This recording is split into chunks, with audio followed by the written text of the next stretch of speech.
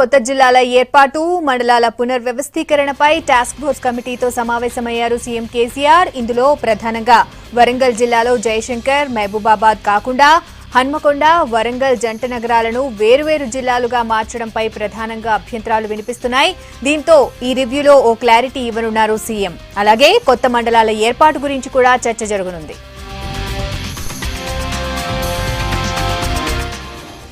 ఇక సమావేశానికి సంబంధించి మరిన్ని అప్డేట్స్ శ్రీనివాస్ లైవ్ లో అందిస్తారు. శ్రీనివాస్, చెప్పండి, సమావేశంలో ప్రధానంగా ఏ విషయాలపై చర్చ జరగనుంది? కొత్త మండలాల్లో మార్పులు చేర్పులు ఏమైనా ఉండబోతున్నాయా?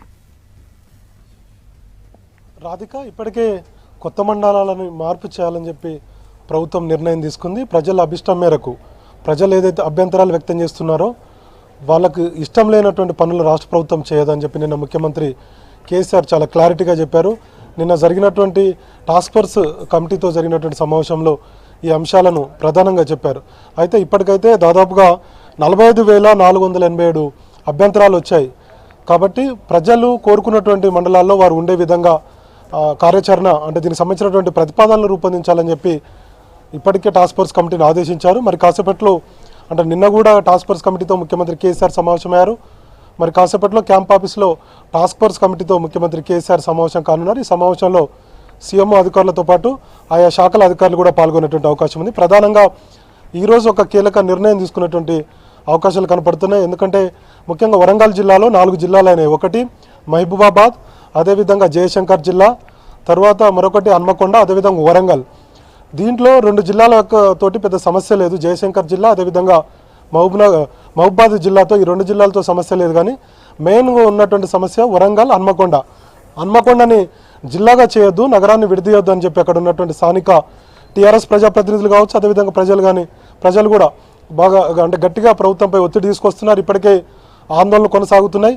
ఖచ్చితంగా హన్మకొండ జిల్లా ఉండొద్దు అనేటువంటి అభిప్రాయాన్ని పెద్ద ఎత్తున వ్యక్తం చేస్తున్నారు. కాబట్టి ప్రభుత్వం పునరాలోచనలో పడింది. నిన్న ముఖ్యమంత్రి కేసీఆర్ కూడా చెప్తూ వచ్చారు, ముఖ్యంగా ప్రజలు ఏదైతే కోరుకుంటారో దానికి ప్రభుత్వం మార్చుకోవడానికి లేదంటే ప్రతిపాదనలను మార్చడానికి కూడా సిద్ధంగా ఉంది. ప్రజల శ్రేయస్సు కోసం రాష్ట్ర ప్రభుత్వం ఉంది అన్నటువంటి సంకేతాలను ఇచ్చారు. కాబట్టి హన్మకొండ జిల్లాను ఇక నుంచి వరంగల్ జిల్లాగా పేరుగా మార్చబోతున్నట్టు మనకున్నటువంటి సమాచారం. అంటే వరంగల్ గ్రేటర్ మొత్తం కూడా వరంగల్ జిల్లాగా ఉంచబోతున్నట్టుగా మనకున్నటువంటి సమాచారం. దీనికి హన్మకొండ ఇకపై ఉండదు అనేటువంటి సంకేతాలు రాష్ట్ర ప్రభుత్వం ఇస్తుంది. మరోవైపు వరంగల్ జిల్లా ఇప్పుడు ప్రస్తుతానికి ప్రతిపాదిత జిల్లాలో వరంగల్ జిల్లా ఏదైతే ఉందో పాతది, దానికి కాకతీయ జిల్లా లేదంటే భద్రకాళి జిల్లా పేరు పెట్టాలన్నటువంటి ఆలోచన రాష్ట్ర ప్రభుత్వం చేస్తుంది. మరి కాసేపట్లో అంటే 4-5 గంటలకు వరంగల్ జిల్లాకు సంబంధించినటువంటి ఒక క్లారిటీ వచ్చేటువంటి అవకాశం ఉంది.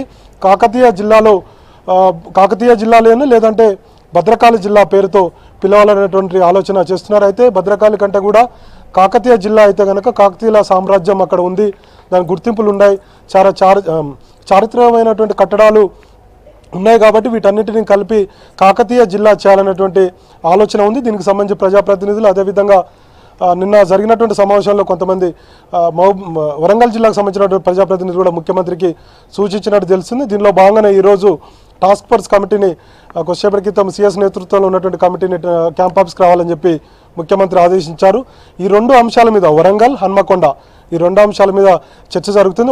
హన్మకొండ జిల్లా ఇక నుంచి వరంగల్ జిల్లా ప్రతిపాదిత జిల్లా కాబోతుంది. అదేవిధంగా వరంగల్ జిల్లా ఉన్నటువంటిది కాకతీయ జిల్లా లేదంటే భద్రకాళి జిల్లాగా పేరు మార్చబోతున్నారు. మొత్తంగా దీనిపై కొంత ప్రజలు కూడా ఉత్కంఠతో ఎదురు చూస్తున్నారు. ఇక మరొక వైపు ఆయా ప్రాంతాల్లో జిల్లాలు చేయమన్నప్పుడు కూడా దీని మీద పెద్దగా ముఖ్యమంత్రి కాన్సన్ట్రేషన్ చేయట్లేదు అనేది అధికారులు చెప్తున్నటువంటి మాట.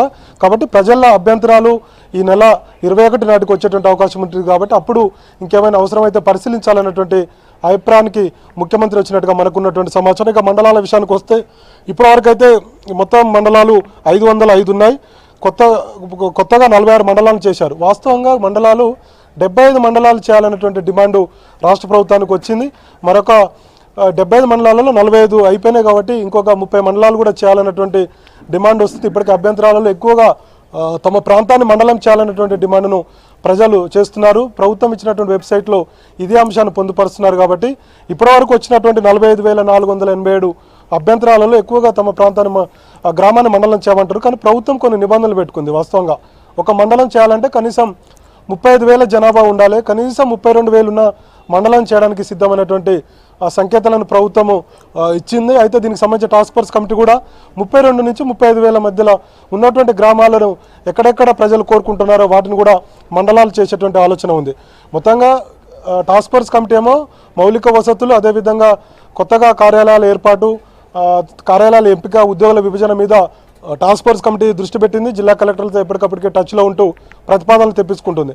ఇక ముఖ్యమంత్రి కేసీఆర్ మాత్రం కొత్త జిల్లాలు, డివిజన్లు, మండలాలు కొత్త ఏర్పాటు చేసేటువంటి విషయాల మీద ఆయన దృష్టి పెట్టాడు. మొత్తంగా ప్రక్రియ వేగవంతంగా కొనసాగుతుంది.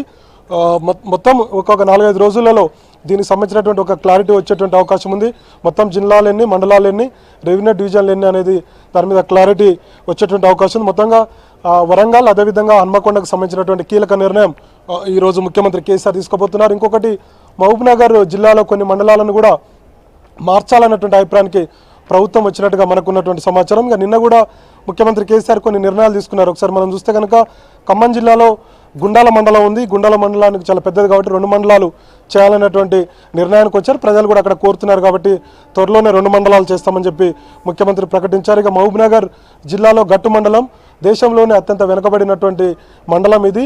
అక్షరాస్యతలతో కూడా చాలా వెనుకబడి ఉన్నటువంటి మండలం ఇది. గట్టు మండలాన్ని కూడా 2 మండలాలు చేయాలన్నటువంటి అభిప్రాయానికి వచ్చారు. ప్రజలు కూడా కోరారు కాబట్టి దీన్ని కూడా 2 మండలాలు చేయబోతున్నారు.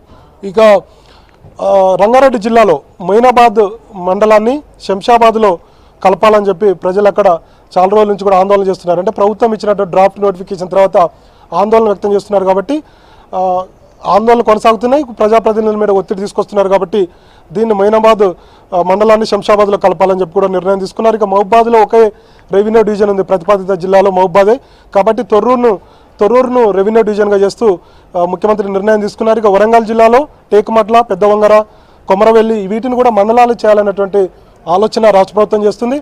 ఇప్పటికే టాస్క్ ఫోర్స్ కమిటీని ముఖ్యమంత్రి కేసీఆర్ ఆదేశించారు. వీటిని మండలాలు చేయాల్సినటువంటి అవసరం ఉంది, ప్రతిపాదనలు సిద్ధం చేయాలని చెప్పారు.